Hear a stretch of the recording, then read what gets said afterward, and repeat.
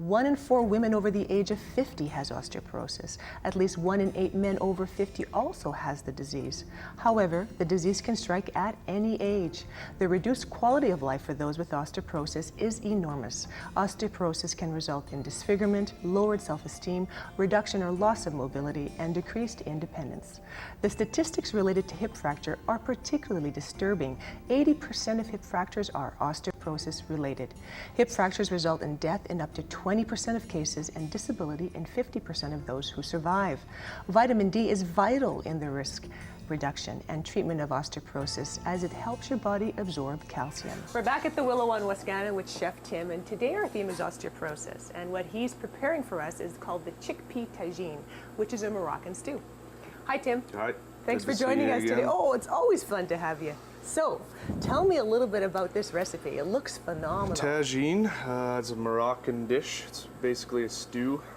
It's called tagine more for the dish it's served in, which is a big cone-like clay pot. So you get the steam. It actually steams the vegetables while you're bringing it to the table. But we're going to do it a little differently today. Okay, because I see you have all these different spices here. So we're looking at, this would be curry powder, cinnamon, salt, you got some crushed pecans, just a little bit of apple juice, some fennel seeds, and then your basic mirepoix, and some chickpeas. And the full chickpeas. Of calcium. Full of calcium. And are they tasty? Okay, so I love chickpeas. Yeah, I like, you know where I use chickpeas a lot is mostly on salads. But I never really think of cooking with them. So show us what you're going to do with this Moroccan stew today. Well, so we're going to start by sweating the holy trinity, the mirepoix. Okay. It's your onions, your celery, and your carrots. So we have a lot of calcium in here too, as well as we have all the vitamins involved, so that's kind of nice. So that's going to sweat for about 10 or 15 minutes, just till it's soft. Okay. You don't really want any color on there. And tell the viewers a little bit, sweating, what exactly does that mean? Just basically softly cooking your vegetables. So just soft, so they're still a little crunchy. So they're tenderized, but you don't want like the color or the caramelization. So I'm going to start with the fennel seeds, just so they'll toast a little bit. Okay, so you put them on the side, so you don't put them amongst all the vegetables. It's on the side for toasting. No, I just want them directly on the pan so they can toast. All right. Then you get a better flavor out of them. Okay. And then the cinnamon and the curry powder, you can just chuck right in there. Oh, and curry. I don't know about yourself, Tim, but I love curry. Oh, I love curry. It has. Okay. Then I'm going to add some garlic. Oh, I love garlic. A lot of people will think you put your garlic in right at the beginning, but it takes about 2 seconds for garlic to burn. So you just want to cook garlic until you can smell it. All right. And then it's done. So it's a very colorful. I'm going to put these crushed pecans in there. Oh, pecans.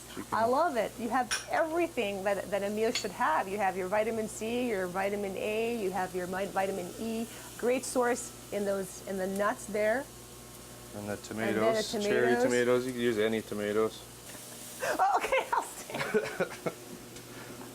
That's the fun part about coming here with Tim. You never know what you're going to get, but it's always interesting and fun. And I'm going to put my apple juice in there just to help them a little bit. Okay. So I see you have your apple juice, you have your tomatoes, so it's okay to have the acidic portion in there. So that's really important. Okay, that adds to the whole flavor. You like to have all components of your taste buds usually in every dish. You want your sweet, salty, sour. Oh. No, those are the ones that just are easier. They're sweet. Okay. They got good flavor. They plump up pretty good if you're cooking them in butter. And I got some dried cranberries. Oh, those are great. Also good stuff for salad. Yes. And then I'm I going to put the cranberries. And here we are. Probably a liter. Our pièce de résistance are a whole liter. Well, maybe half a liter. Yeah. Okay. So that's a lot. Of the chickpeas. And then finish it with just a little bit of honey. Get some sweetness in there. Perfect. Probably, and the nice thing about probably a chickpeas tablespoon. Is that it's full of protein too. So you have your calcium and your protein in there. So this is in a way a meal replacement meal. Yep. Right? So, like, I mean, a meat replacement is what I meant. If you wanted to, you could put a piece of meat on top. Like a lot of tagines, you'll have a lamb shank on top, or yes, okay. chicken or something. But I mean, if you don't feel like eating meat and you're having a summer barbecue or something. So something simple. So still, it's heavy, but it's not overly heavy. And your spices. Yeah, and that really adds So to... you can serve it in a bowl, you can serve it in a plate. Oh, right.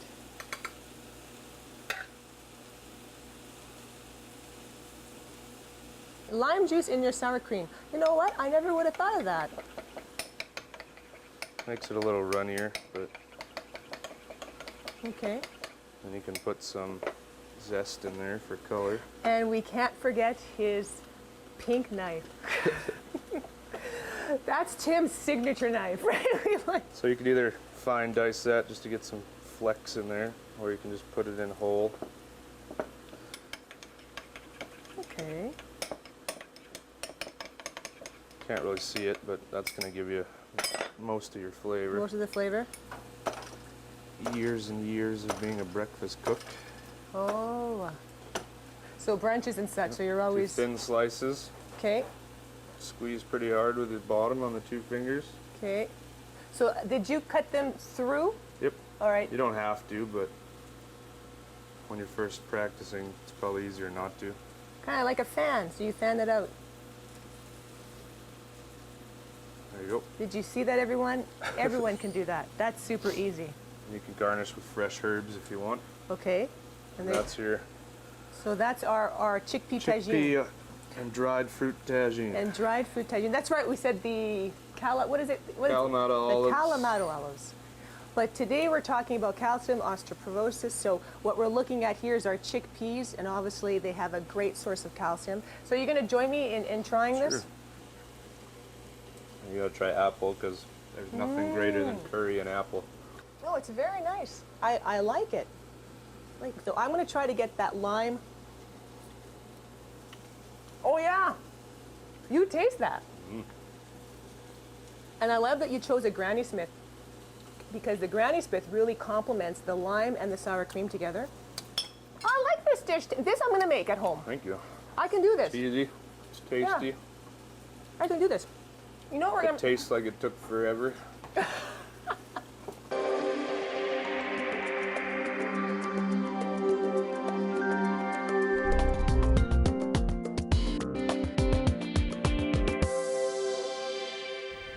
Plenty of calcium is important in the treatment and management of osteoporosis. Adults 19 to 15 years of age need 1,000 milligrams of calcium a day. Over the age of 50, Osteoporosis Canada recommends an intake of 1,500 milligrams. And as you may recall from a previous episode of The Health Show, vitamin D is critical in the risk reduction and treatment of osteoporosis, as it helps your body absorb calcium.